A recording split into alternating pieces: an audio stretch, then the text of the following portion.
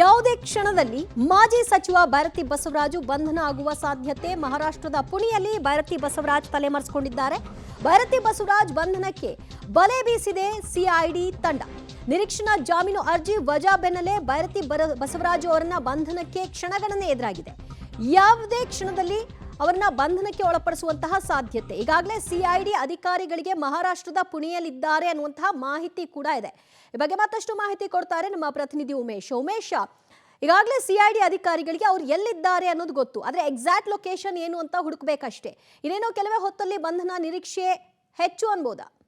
ಖಂಡಿತವಾಗ್ಲೂ ದಿವ್ಯಜ್ಯೋತಿ, ಬೈರತಿ ಬಸವರಾಜ್ ಎಲ್ಲಿದ್ದಾರೆ ಅನ್ನೋದ್ರ ಬಗ್ಗೆ ಕಳೆದ 4-5 ದಿನಗಳಿಂದಲೂ ಕೂಡ ಸಿಐಡಿ ಅಧಿಕಾರಿಗಳ 3 ವಿಶೇಷ ತಂಡಗಳು ಎಲ್ಲ ಕಡೆಗಳಲ್ಲೂ ಕೂಡ ಹುಡುಕಾಟ ನಡೆಸಿರುವಂಥದ್ದು. ಅವರ ಪ್ರಾಥಮಿಕ ಮಾಹಿತಿಯಲ್ಲಿ ಮಹಾರಾಷ್ಟ್ರದ ಪುಣೆಯಲ್ಲಿದ್ದಾರೆ ಅನ್ನೋದ್ರ ಬಗ್ಗೆ ಒಂದಷ್ಟು ಮಾಹಿತಿಗಳಿದ್ವು. ಆ ಬೆನ್ನಲ್ಲೇ ಅವರನ್ನು ಕಾರ್ಯಾಚರಣೆ ನಡೆಸ್ತಾ ಇರುವಂಥದ್ದು. ಆ ಬೆನ್ನಲ್ಲೇ ಯಾವಾಗ ಜನಪ್ರತಿನಿಧಿಗಳ ಕೋರ್ಟ್ಗೆ ನಿರೀಕ್ಷಣಾ ಜಾಮೀನು ಅರ್ಜಿ ಸಲ್ಲಿಸ್ತಾರೆ, ಅರ್ಜಿ ಸಲ್ಲಿಸಿದ ನಂತರದಲ್ಲಿ ಆ ತೀರ್ಪು ಏನಾಗುತ್ತೆ ಅನ್ನೋದು ನೋಡಿಕೊಂಡು ಇವರು ಮುಂದಿನ ಕ್ರಮ ಕೈಗೊಳ್ಳೋದಕ್ಕೆ ಕೆಲವು ಅಧಿಕಾರಿಗಳು ಕಾದಿದ್ರು ಅಂತ ನಮಗಿರುವಂಥ ಮಾಹಿತಿ ಇರುವಂಥದ್ದು. ಆ ನಿಟ್ಟಿನಲ್ಲಿ ಈಗೇನು ಜನಪ್ರತಿನಿಧಿಗಳ ವಿಶೇಷ ನ್ಯಾಯಾಲಯದಲ್ಲಿ ನಿರೀಕ್ಷಣಾ ಜಾಮೀನು ಅರ್ಜಿ ವಜಾ ಆಗಿದೆ. ವಜಾ ಆದ ನಂತರದಲ್ಲಿ ಈಗ ಆದಷ್ಟು ಬೇಗ ಅವರನ್ನು ಬಂಧನ ಮಾಡುವ ಪ್ರಕ್ರಿಯೆಗೆ ಸಿಐಡಿ ಅಧಿಕಾರಿಗಳು ಮುಂದಾಗಿರುವಂಥದ್ದು.